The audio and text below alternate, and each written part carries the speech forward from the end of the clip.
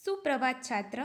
आज हम कक्षा 9 की हिंदी विषय में दाजियों कहानी का अभ्यास करेंगे, जिसके लेखक है शेखर जोशी, जिसका साहित्य प्रकार है कहानी। शेखर जोशी का जन्म 10 सितंबर 1932 में उत्तराखंड के अल्मोड़ा के ओलिया गांव नामक गांव में हुआ था। उन्होंने केकड़ी एवं अजमेर में स्कूली शिक्षा प्राप्त की। शायद 30 वर्षों तक इलाहाबाद के निकट एक सैनिक औद्योगिक प्रतिष्ठान में कार्य किया। बाद में उन्होंने स्वतंत्र लेखन आरंभ किया। उनके चर्चित कहानी संग्रह है कोशिका गढ़वाल, साथ के लोग, हलवाहा, दाजू, मेरा पहाड़, नौरंगी बीमारें। उनकी कहानियों का विभिन्न भारतीय भाषाओं के अलावा अंग्रेजी, चेक, रूसी, पोलिश और जापानी भाषाओं में अनुवाद किया गया है। उनकी आदमी और कीड़े कहानी को 1955 में धर्मयुग द्वारा आयोजित एक प्रतियोगिता में प्रथम पुरस्कार भी प्रदान किया गया है। नई कहानी आंदोलन के चर्चित कथाकार महावीर प्रसाद द्विवेदी पुरस्कार और पहल सम्मान से सम्मानित भी शेखर जोशी को किया गया है। दाजियों कहानी पर चिल्ड्रन फिल्म सोसाइटी द्वारा फिल्म का निर्माण भी किया गया है और उनकी दूसरी कहानी मंचन कहानी पर भी फिल्म का निर्माण किया गया है। दाजू एक पहाड़ी शब्द है जिसका अर्थ है बड़ा भाई। दाजियों कहानी एक बाल श्रमिक पर लिखी गई कहानी है, जिसमें एक 9-10 बरस का बालक मदन है, जो पहाड़ी बालक है, जो अपने पेट की आग बुझाने के लिए शहर में आकर एक होटल में काम करता है। वह बहुत भोला था, तो उसके भोलेपन में जिसे वह अपना दाजू अर्थात बड़ा भाई समझने लगता है, जिसका नाम है जगदीश बाबू, वही किस प्रकार एक दिन उसके बाल मन पर आघात कर जाता है, उसका मार्मिक चित्रण इस कहानी में प्रस्तुत है। चौक से निकलकर बाई और जो बड़े साइन बोर्ड वाला छोटा कैफे है, वही जगदीश बाबू ने उसे पहली बार देखा था। गोरा चीटा रंग, नीली सफाक आंखें, सुनहरे बाल और चाल में एक अनोखी मस्ती पर शिथिलता नहीं। कमल के पत्ते पर फिसलती हुई पानी की बूंद की सी फुर्ती। आंखों की चंचलता देखकर उसकी उम्र का अनुमान केवल 9-10 वर्ष ही लगाया जा सकता था और शायद यही उम्र उसकी रही होगी। यह 9-10 बरस का बालक यानी कि मदन, जो चौक में एक जो साइन बोर्ड वाला कैफे था उसमें वह काम करता था, तो उसका रंग था गोरा, उसकी आंखें थी नीली और उसके बाल भी सुनहरे थे, इसलिए वह बहुत ही भोला लग रहा था। तो उसके कैफे में एक दिन जगदीश बाबू आते हैं। अधजली सिगरेट का एक लंबा कस खींचते हुए जब जगदीश बाबू ने कैफे में प्रवेश किया तो वह एक मेज पर से प्लेटें उठा रहा था और तब वे पास ही कोने की टेबल पर बैठे तो वह सामने था, मानो घंटों से उनकी उस स्थान पर आने वाले व्यक्ति की प्रतीक्षा कर रहा हो। वह कुछ बोला नहीं, हाँ नम्रता प्रदर्शन के लिए थोड़ा झुका और मुस्कुराया भरता, पर उसके इसी मौन में जैसे सारा मीनू समाहित था। सिंगल चाय का आर्डर पाने पर वह एक बार पुनः मुस्कुराकर चल दिया और पलक मारते ही चाय हाजिर थी। जब जगदीश बाबू उस कैफे में आते हैं तो वह अपने हाथ में एक अधजली सिगरेट था वह लेके आते हैं। तो जब जगदीश बाबू उसके पास आए कैफे में, तब वह मदन था, वह प्लेटें उठा रहा था और वह ऐसा लग रहा था कि वह घंटों भर से जगदीश बाबू की प्रतीक्षा कर रहा हो। वह आज जगदीश बाबू जब कैफे में आते हैं तब उसके साथ उसके पास जाकर वह मुस्कुराता है और थोड़ा झुकता भी है। और जब वह मुस्कुराया तो उसका मीनू यानी कि मेनू, कि उसके मुंह में ही वह मेनू दिख रहा हो ऐसा लग रहा था। तब जगदीश बाबू ने आते ही सिंगल चाय का ऑर्डर दिया। मनुष्य की भावनाएं बड़ी विचित्र होती है। निर्जन एकांत स्थान में निश्चंग होने पर भी कभी कभी आदमी एकांकी अनुभव नहीं करता। लगता है उस एकांकीपन में भी सब कुछ कितना निकट है, कितना अपना है। परंतु इसके विपरीत कभी कभी सैकड़ों नर नारियों के बीच जनरमय वातावरण में रहकर भी सुनेपन की अनुभूति होती है। लगता है जो कुछ है वह पराया है, कितना अपनत्वहीन है, पर यह अकारण ही नहीं होता। उस एकांकीपन की अनुभूति उस अलगाव की जड़ें होती है, बिछोह या विरक्ति की किसी कथा के मूल। मनुष्य की भावना विचित्र होती है, क्योंकि निसंग यानी किसी का साथ न हो, कि जब वह किसी का साथ न हो तभी वह उसे अकेलापन महसूस नहीं होता है। और जब वह सैकड़ों नर नारियों के बीच यानी सैकड़ों मनुष्य के बीच में भी होता है, जनरों में यानी कि कोलाहलपूर्ण वातावरण में भी होता है, तब भी वह अकेला महसूस करता है। कि यानी कि उसके मन में जो अलगाव होता है वह कब आ जाए किसी को पता नहीं चल, इसकी उसकी भावना विचित्र होती है। विरक्त विरक्त यानी कि बहुत उदास। जब बाबू दूर देश से आए हैं, अकेले हैं, चौक की चहल पहल, कैफे के शोरगुल में उन्हें लगता है सब कुछ अपनत्वहीन है। शायद कुछ दिनों रहकर अभ्यस्त हो जाने पर उन्हें इसी वातावरण में अपनेपन की अनुभूति होने लगे। पर आज तो लगता है यह अपना नहीं, अपनेपन की सीमा से दूर कितना दूर है। और तब उन्हें अनायास ही याद आने लगते हैं अपने गांव पड़ोस के आदमी, स्कूल कॉलेज के छोकरे, अपने निकट शहर के कैफे होटल चाय साहब। कि जब जगदीश बाबू कैफे में बैठे हुए थे तब उसके आसपास बहुत ही कोलाहलपूर्ण वातावरण था, तब भी वह अपने को अकेला महसूस करते हैं। तब वह अकेला महसूस करते हैं तब उसे अपने गांव की याद आती है, स्कूल कॉलेज में जो अपने मित्र होते हैं उसके भी याद आती हो। और तब ही मदन आता है और कहता है कि चाय साहब। जगदीश बाबू ने राखदानी में सिगरेट झाड़ी। उन्हें लगा इन शब्दों की ध्वनि में वही कुछ है जिसकी रिक्तता उन्हें अनुभव हो रही है। और उन्होंने अपनी शंका का समाधान कर लिया। क्या नाम है तुम्हारा? मदन। अच्छा मदन, तुम कहाँ के रहने वाले हो? पहाड़ का हूँ बाबूजी। तो पहाड़ तो सैकड़ों है, आबू, दार्जिलिंग, मंसूरी, शिमला, अल्मोड़ा। तुम्हारा गांव किस पहाड़ में है? इस बार शायद उसे पहाड़ और जिले का भेद मालूम हो गया। मुस्कुराकर बोला, अल्मोड़ा साहब, अल्मोड़ा। अल्मोड़ा में कौन सा गांव है?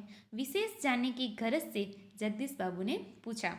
कि जब मदन जगदीश बाबू के पास आकर कहता है कि चाय साहब, तब उसकी आवाज़ सुनकर जगदीश बाबू को ऐसा लगता है कि यह कोई अपना है। तो जब उसे ऐसा महसूस होता है तब वो जो बालक था उसे कहता है कि तुम्हारा नाम क्या है? तब वह कहते हैं मदन। तो मदन कहाँ? तो उसे जगदीश बाबू ने फिर से पूछा कि तुम कहाँ के रहने वाले हो? तो तब मदन ने कहा कि मैं पहाड़ के रहने वाला एक बालक हूँ, जो मेरा गाँव है अल्मोड़ा। अल्मोड़ा कि ऐसा कह कि मदन किस पहाड़ी बालक है? तो कहना कि मदन अल्मोड़ा नामक पहाड़ी का बालक है। इस प्रश्न ने उसे संकोच में डाल दिया। शायद अपने गांव की निराली संज्ञा के कारण उसे संकोच हुआ था। इस कारण टालता हुआ सा बोला, वह तो दूर है साहब, अल्मोड़ा से 15-20 मील दूर होगा। फिर भी नाम तो कुछ तो होगा ही। जगदीश बाबू ने जोर देकर पूछा। डोटिया लगो, वह संकुचता हुआ सा बोला। जगदीश बाबू के चेहरे पर पुरती हुई एकांकीपन की स्याही दूर हो गई। और जब उन्होंने मुस्कुराकर मदन को बताया कि वे भी उसके निकटवर्ती गांव के रहने वाले हैं, तो लगा जैसे प्रसन्नता के कारण अभी मदन के हाथ से ट्रे गिर पड़ेगी। उसके मुंह से शब्द निकलना चाह कर भी न निकल सके। खोया खोया सा वह मानो अपने अतीत को फिर लौट लौट कर देखने का प्रयत्न कर रहा था। कि जब मदन ने कहा कि अल्मोड़ा पहाड़ी विस्तार के भी एक निकट गाँव है जिसका नाम है डोटिया लगो। यह एक पहाड़ी के जो पहाड़ में रहने वाले होते बहुत गरीब से लोग, ऐसा एक कोई गांव होगा, इसलिए वह मदन को अपना गांव का नाम रहने में कुछ शर्म आ रही थी। तब भी वह जगदीश बाबू ने उससे जानने के लिए फिर से पूछा, तुम कहाँ के रहने हो? तब उसने कहा डोटिया लगो। तो जगदीश बाबू ने भी उससे सामने से कहा कि मैं भी वह डोटिया लगो के निकटवर्ती गांव का ही रहने वाला हूँ। तो ऐसा सुना तब जो शर्म महसूस कर रहा था मदन, तो उसे लगा कि यह भी कोई अपना ही है। तो इस खुशी से, इस प्रसन्नता के कारण जो चाय लेके आया था ट्रे, वह गिर पड़ेगी, वह ऐसा महसूस कर रहा है।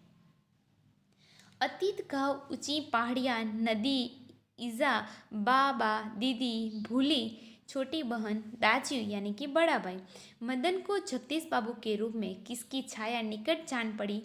ईजा नहीं, बाबा नहीं, दीदी, भूली नहीं, दाजू, हाँ दाजू। 2-4 ही दिनों में मदन और जगदीश बाबू के बीच ही अजनबीपन की खाई दूर हो गई। और टेबल पर बैठते ही मदन का स्वर सुनाई देता, दाजू जय हिंद। दाजू आज तो ठंड बहुत है। दाजू क्या यहाँ भी ह्यू पड़ेगा? दाजू आपने तो कल बहुत थोड़ा खाना खाया। तभी किसी ओर से बाइक की आवाज़ पड़ती और मदन उस आवाज़ की प्रतिध्वनि के पहुंचने से पहले ही वहां पहुंच जाता। आर्डर लेकर फिर जाते जाते जगदीश बाबू से पूछता, दाजू कोई चीज़? कि जब जगदीश बाबू ने कहा कि मैं भी वही गांव का एक निकटवर्ती गांव का रहने वाला हूँ, तब वह मदन को ऐसा लगता है कि यह मेरा ईजा ईजा यानी कि ईजा एक पहाड़ी शब्द है जिसका अर्थ होता है माँ, और भूली यानी कि जो छोटी बहन होती है उसे पहाड़ी में कहते हैं, पहाड़ी भाषा में कहते हैं भूली, और दाजू यानी कि बड़ा भाई। तब वह मदन को ऐसा लगता है कि जो जगदीश बाबू है वह उसका अपना बड़ा भाई हो, ऐसा लगता है। तब से वह मदन और जगदीश बाबू के बीच में दोस्ती बन जाती है। और जब वह जगदीश बाबू कैफ़े में आते हैं तब उसे प्रसन्नता होकर दाजू कहता है कि दाजू जय हिंद। मदन ऐसा कहता है और कभी कभी तो बहुत सारी बातें भी करता है। और जब जगदीश बाबू आ जाते तब उसके ऑर्डर लेने से पहले ही वह कहता है कि जय मैं अभी चाय लेकर आता हूँ। पानी लाओ। लाया दाजू। दूसरी टेबल से मदन की आवाज़ सुनाई देती। मदन दाजू शब्द को उतनी ही आतुरता और लगन से दोहराता जितनी आतुरता से बहुत दिनों के बाद मिलने पर माँ अपने बेटे को चूमती है। कुछ दिनों बाद जगदीश बाबू का एकांकीपन दूर हो गया। उन्हें अब चौक कैफे ही नहीं, सारा शहर अपनेपन के रंग में रंगा हुआ सा लगने लगा। परंतु अब उन्हें यह बार बार दाजू कहलाना अच्छा नहीं लगता। और यह मदन था कि दूसरी टेबल से भी दाजू, मदन इधर आओ। आया दाजू।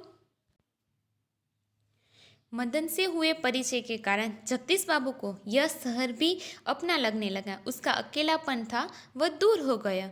परंतु जो मदन का बार बार कहना दाजू दाजू दाजू, तो इस संबोधन के कारण अब जगदीश बाबू को शर्म आने लगी। वह नाम उसे पसंद नहीं लगने लगा।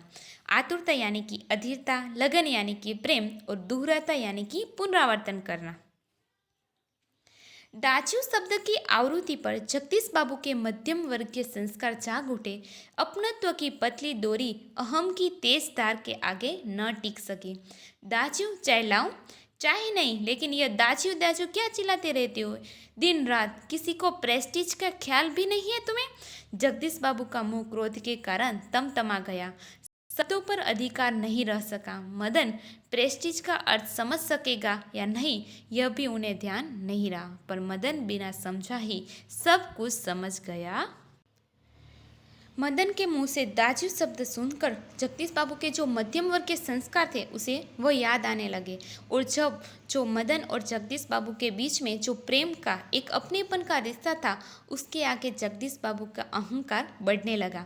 तो उसके अहंकार में तो जो दाजू दाजू शब्द सुनकर मदन पर उसने क्रोध में आकर कहा कि तुम्हें किसी के प्रेस्टीज यानी कि प्रतिष्ठा के प्रतिष्ठा का ख्याल है कि नहीं, कि पूरे दिन रात कैफे में सिर्फ दाजू दाजू शब्द ही चिल्लाते रहते हो। तो मदन को ये क्रोध में जगदीश बाबू के जो आवाज़ थी वह सुनकर ऐसा लगा कि जो प्रेस्टीज है, प्रतिष्ठा शब्द है, उसका अर्थ समझे बिना ही वह सब कुछ समझ गया हो, वह सब कुछ समझ गया हो, वह वहाँ से चुपचाप ही चला गया। मदन को जगदीश बाबू के व्यवहार से गहरी चोट लगी। मैनेजर से सिर दर्द का बहाना कर वह घुटनों में सर दे कोठरी में सिसकियां भर भर रोता रहा। घर गांव से दूर ऐसी परिस्थिति में मदन का जगदीश बाबू के प्रति आत्मीयता प्रदर्शन स्वाभाविक ही था। इसी कारण आज प्रवासी जीवन में पहली बार उसे लगा जैसे किसी ने उसे ईजा की गोदी से, बाबा की बाहों के और दीदी के आंचल की छाया से बलपूर्वक खींच लिया हो। परंतु भावुकता स्थायी नहीं होती। रो लेने पर अंतर की घुमड़ती वेदना को आंखों की राह बाहर निकाल लेने पर मनुष्य जो भी निश्चय करता है वे भावुक क्षणों अपेक्षा अधिक विवेकपूर्ण होता है। कि जब मदन को यह प्रेस्टीज शब्द सुनकर और जगदीश बाबू का जो क्रोध था वह सुनकर उसे बहुत बुरा लगता है, तब मदन मैनेजर से अपने सर्द का बहाना करके वहाँ से चला जाता है और अपनी जो कोठरी है वहाँ वह रोने लगता है। और रोने के बाद जो उसे शांति होती है वह बाद में सब कुछ भूल जाता है, और जो जगदीश बाबू के बीच में जो अपना एक रिश्ता था वह भी वह भूलने लगा।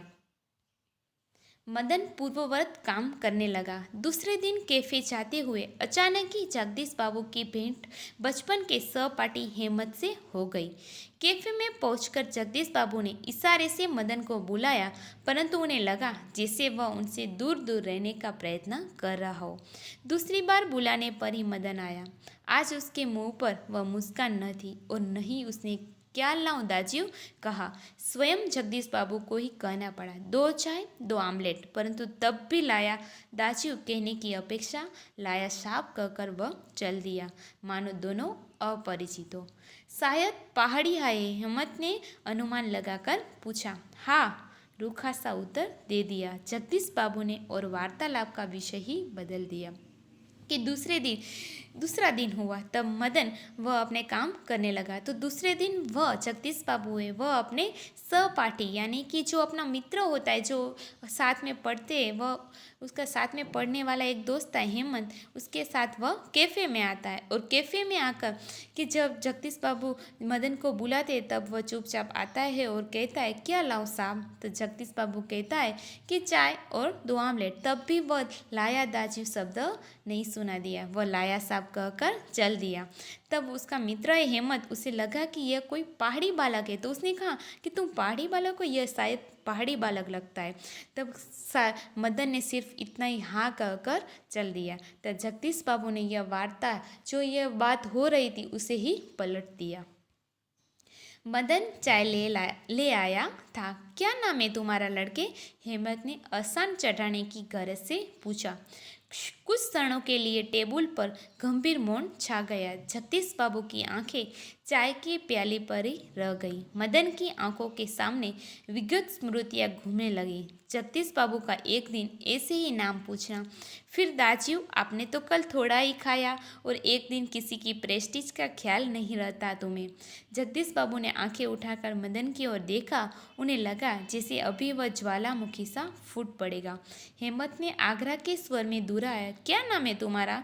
बॉय कहते ही साहब मुझे संक्षिप्त सा उत्तर देकर वह मुड़ गया। आवेश में उसका चेहरा लाल होकर और भी अधिक सुंदर हो गया था कि जब वह चाय लेकर आता है मदन, तब वह जो हेमंत था वह अपनी अहंकार में गरज से आकर कहता है, क्या नाम है तुम्हारा? तब मदन कहता है कि सब लोग मुझे बॉय कहते हैं। तब भी वह जगदीश बाबू है, वह उसकी आंखों में दिखते, लेकिन उसे कुछ भी वो जो रिश्ता था वह अब नहीं याद रहा था। अब तो ऐसा ही लग रहा था कि यह मध्यम वर्ग है जो दाजू दाजू कहता है, इससे जो मेरे मध्यम वर्गीय संस्कार है वह मुझे याद आते। इसलिए हेमंत ने दूसरी बार भी उसे कहा, तब भी वह मदन है वह बाय कहते ही चल गया। और जो मदन का जो मासूम सा चेहरा था वह इतना सुंदर लग रहा था कि जैसे कोई एक फरिश्ता आ गया हो।